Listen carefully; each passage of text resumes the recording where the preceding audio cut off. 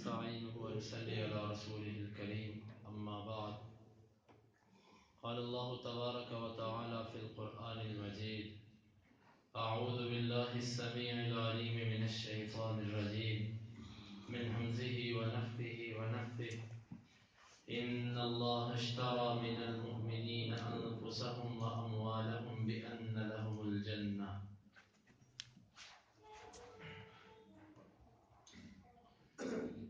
جنت کا تذکرہ شروع تھا، پچھلے جمعے کے درس میں انقطاع ہوا۔ ہم دوبارہ اپنے اس سلسلے کو اللہ کی مدد اور اس کی توفیق سے شروع کرتے ہیں۔ جنت کے اندر اللہ رب العزت نے 100 درجے رکھے ہیں۔ ان فی الجنت 100 درجہ، بے شک جنت کے اندر 100 درجے ہیں۔ ان میں سے سب سے اعلیٰ درجہ جو ہے وہ وسیلے کا درجہ ہے۔ اسی لیے آپ صلی اللہ علیہ وسلم نے فرمایا کہ جب تم مؤذن کو سنو کہ وہ اذان دے رہا ہو تو اس کے بعد میرے لیے وسیلے کا سوال کرو۔ اور بعض روایات میں وضاحت ہے کہ وسیلے سے اونچا اللہ کے ہاں کوئی درجہ نہیں، سب سے اونچا درجہ وسیلہ ہے۔ اور اس مقام کا نام جنت فردوس ہے کہ جس میں اللہ رب العزت ان لوگوں کو بسائیں گے کہ جو تقوی والے اور سب سے اچھے عمل کرنے والے لوگ ہوں گے۔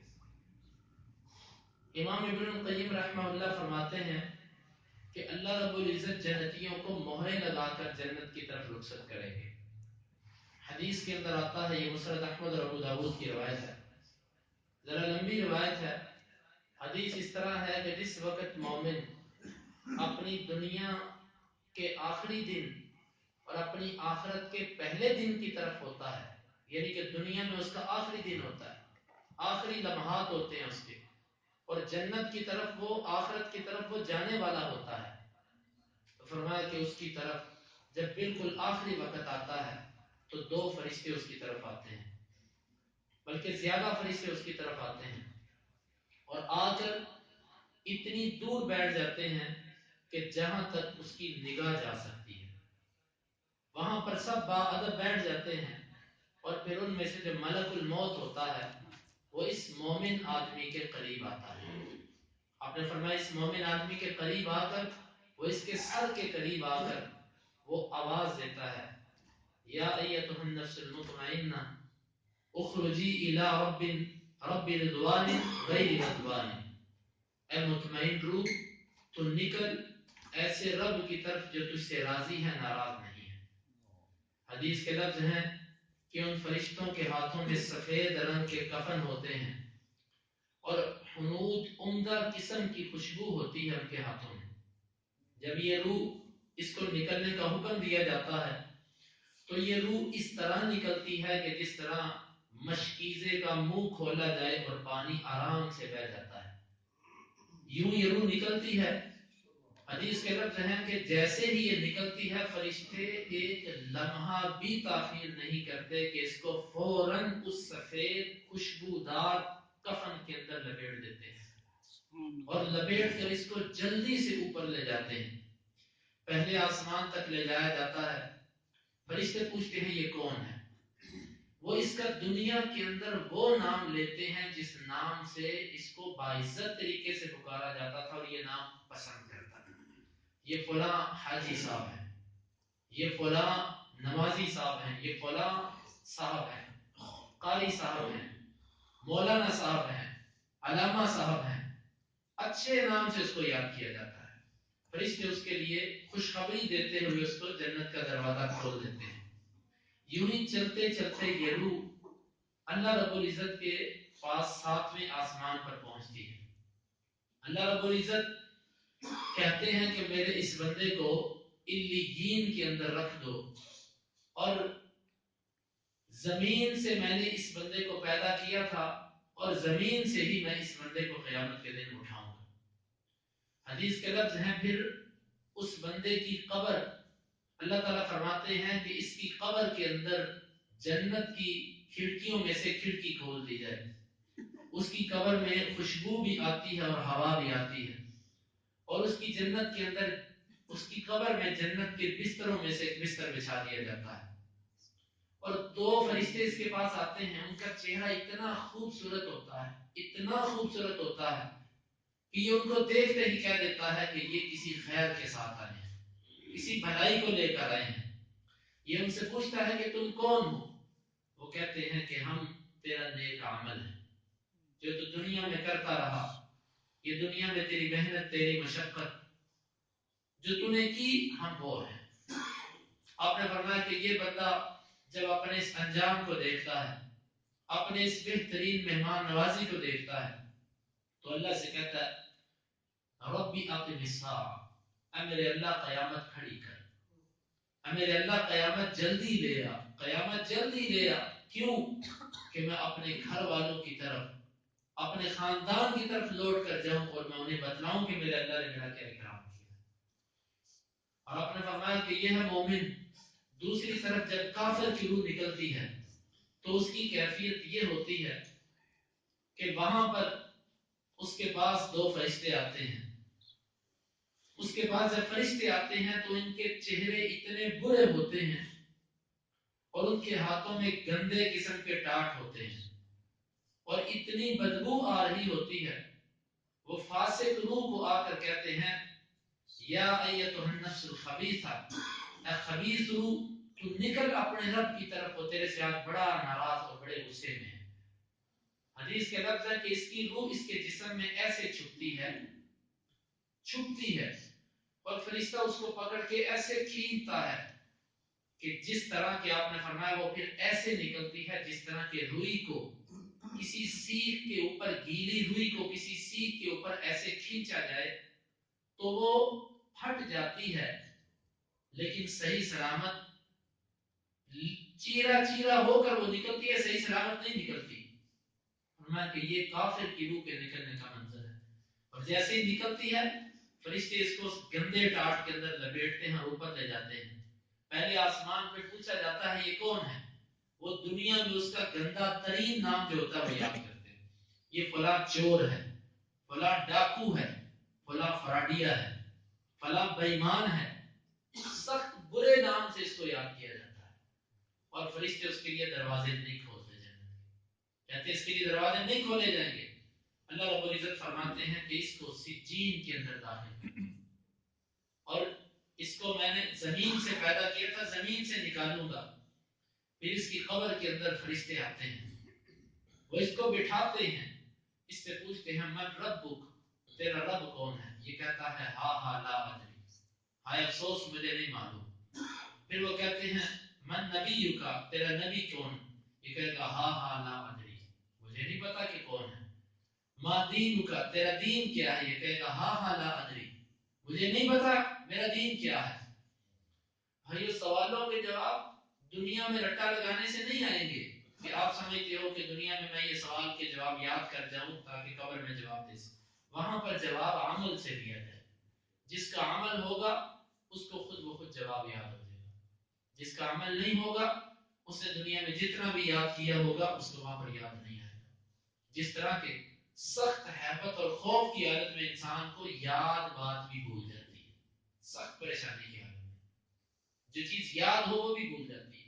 वो इतना सख्त और परेशानी का आलम होगा कि वहां पर कोई चीज याद नहीं रहेगी। वहां पर अल्लाह की रहमत से ही कोई चीज याद आएगी और अल्लाह की रहमत का सबब बनेगा अमल। जिसका अमल होगा उस पर अल्लाह की रहमत भी होगी। फरमा फिर अल्लाह रब्बुल इज्जत फरमाते हैं ये झूठ बोलता है, इसके लिए तुम आग का बिस्तर बिछा दो और इसकी कब्र तंग कर दी जाती है हत्ता कि उसकी पसलियां एक दूसरे के अंदर खुब जाती हैं।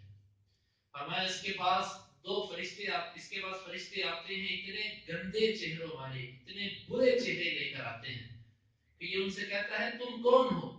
ये कहते हैं हम तेरा वो अमल है जो तू दुनिया में करता रहा। आपने फरमाया कि जब ये इंसान की मौत के वक्त ही ये कैफियत बन जाती है, इसके बाद अल्लाह ताला जब इसको उठाएगा तो जन्नत वाले जो होंगे वो दाई जानिब और जहन्नम वाले बाई जानिब। और फिर इमाम इब्नुल क़य्यिम रहमहुल्लाह लिखते हैं कि हर एक को अल्लाह ताला पासपोर्ट अता फरमाएंगे। जिस तरह के आप किसी बड़ी दुकान पर जाते हैं, آپ کو وہاں پر خریداری کرنے سے پہلے کاؤنٹر پر جا کر ٹوکن بنوانا پڑتا ہے. ٹوکن بنوا کر پھر آپ جو کاؤنٹر پر کھڑا ہوتا ہے اس کے پاس جاتے ہیں اور اس سے کہتے ہیں کہ یہ میرا ٹوکن ہے اور مجھے میری مطلوبہ چیز مہیا کی جائے. آپ صلی اللہ علیہ وسلم نے فرمایا کہ کوئی بھی جنتی اس طرح جنت میں نہیں جائے گا مگر کہ اس کے ہاتھ کے اندر اس کا دائیں ہاتھ میں نامہ اعمال ہوگا. یہ پاسپورٹ ہے کہ جس طرح آپ کسی بھی ملک کے اندر پاسپورٹ کے بغیر داخل نہیں ہو سکتے، جنت کا پاسپورٹ ہوگا، جہنم کا بھی پاسپورٹ ہوگا. فرشتے اس پاسپورٹ کو دیکھیں گے کہ اس کے ہاتھ میں دائیں جانب پاسپورٹ ہے، چہروں کی شناخت ہوگی، فرشتے ان کو جنت کے اندر داخل کر دیتے ہیں.